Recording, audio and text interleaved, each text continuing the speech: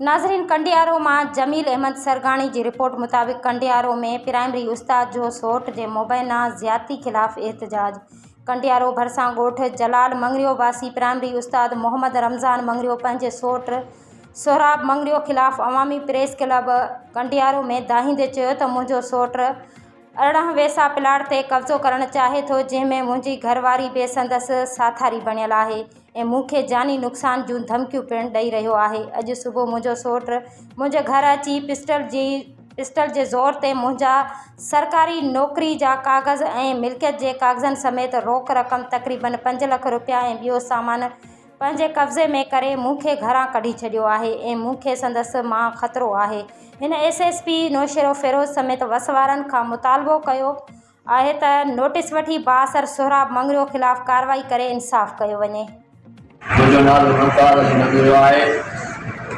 कोट जलाल Khan Mangrio UC Saidpur taluka Merapur district नौशेरो Firoz अथई doctor Sohrab Mangrio जेको मुंहिंजो सॻो सौटु आहे, जेको तमामु बेकार ऐं बदनियत आहे। हू हिन डॉक्टरी जे पीछे ते हिकु लानत आहे। मां हिन जे पाड़े में वेठल आहियां। लॻे बाज़ी त पुर मुंहिंजे घरवारी ऐं छोकिरनि खे ब्लैकमेल करे मुंहिंजी मिल्कियत जंहिंमें 18 वेसा प्लाट ठहाइणु चाहे थो। अॼु सुबुह मुंहिंजे घर अची मूंखे पिस्टोल खणी मारण जूं धमकियूं ॾेई धक चंबा करे मुंहिंजी सरकारी नौकरी जा कागज़ात ॾेई प्रोपर्टी जा कागज़ात कुझु रोक रक़म तक़रीबन 5 लख रुपया पंहिंजे कब्ज़े में करे मूंखे घर मां कढी छॾियो।